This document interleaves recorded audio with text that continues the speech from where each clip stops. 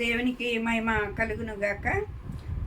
మొదటి కొరింథీయులకు రాసిన పత్రిక 6వ అధ్యాయము 17వ వచనములోంచి మరి దేవుడు మాట్లాడుతూ ఉన్నాడు. మనం మారు మనసు పొంది పాప క్షమార్పణ నిమిత్తముగా బాప్తిసం తీసుకుని అయినా మళ్ళీ లోకములోనికి వెళ్ళిపోతూ లోకపు ఆశలను లేక లోకపు అలవాటులను, లోకములో ఉన్న చెడు నడవడికిన చెడు తలంపులు కలిగి మనం ఉన్నట్లయితే దేవుడు నిన్ను విలువ పెట్టి కొనుక్కున్నాడు. నీవు విలువ పెట్టి కొనబడిన వ్యక్తివి. ఒకప్పుడు పాపముతో శాపముతో మనము సచ్చిన వారమై ఉండగా క్రీస్తు తన్ను తాను బలిగాను అర్పణగాను అర్పించుకుని నిన్ను విలువ పెట్టి కొనుక్కున్నాడండి. ఆయన విలువ పెట్టాడు. ఆయన ఏం పెట్టాడు అనంటే, మనం ఏదన్నా ఒక వస్తువు కొనుక్కున్నాం అనుకోండి, లేకపోతే ఏదో ఒకటి మనము డబ్బులు పెడతాం, లేకపోతే ఏదో ఒక బంగారము ఎండో ఇలాగ ఏదో ఒకటి పెట్టుకుని లేకపోతే మనం ఏదో ఒకటి తీసుకోవాలనుకుంటూ ఉంటాం.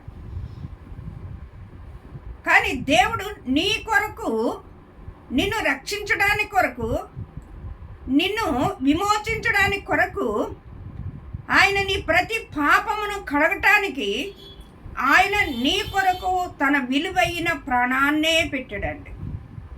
ఒక మనిషి కొరకు ప్రాణం పెట్టరు ఈ లోకములో. ఒక మనిషి కొరకు ప్రాణం పెట్టాలంటే ఏ మనిషికి కూడా సాధ్యం కాదు.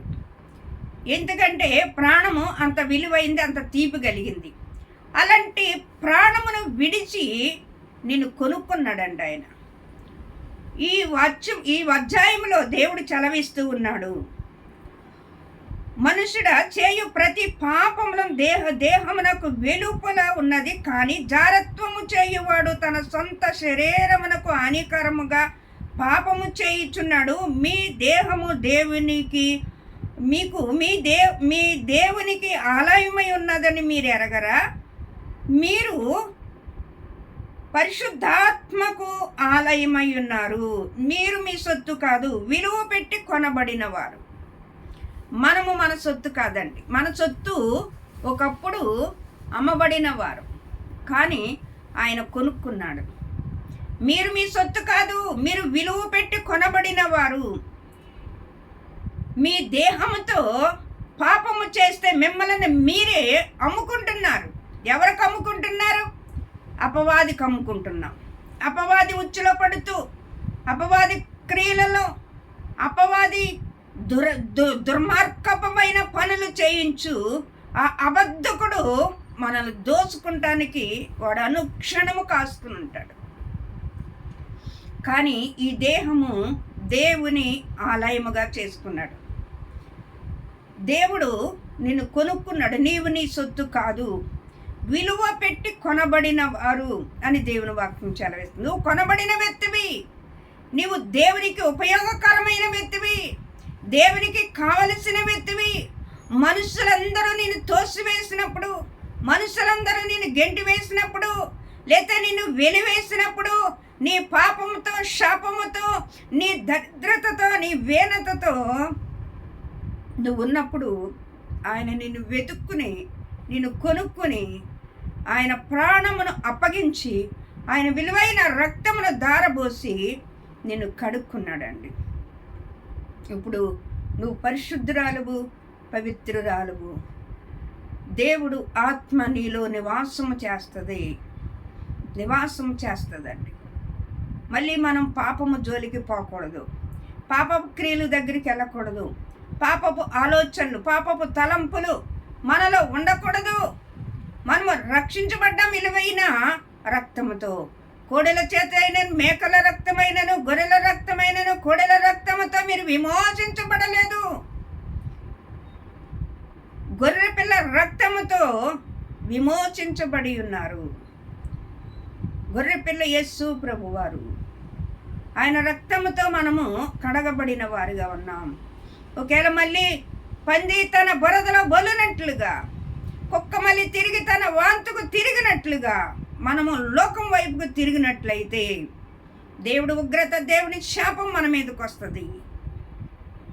దేవుడు ఆయన ఉగ్రత మన మీదకి వస్తే మనము తాళలేం, మనము తట్టలేమండి.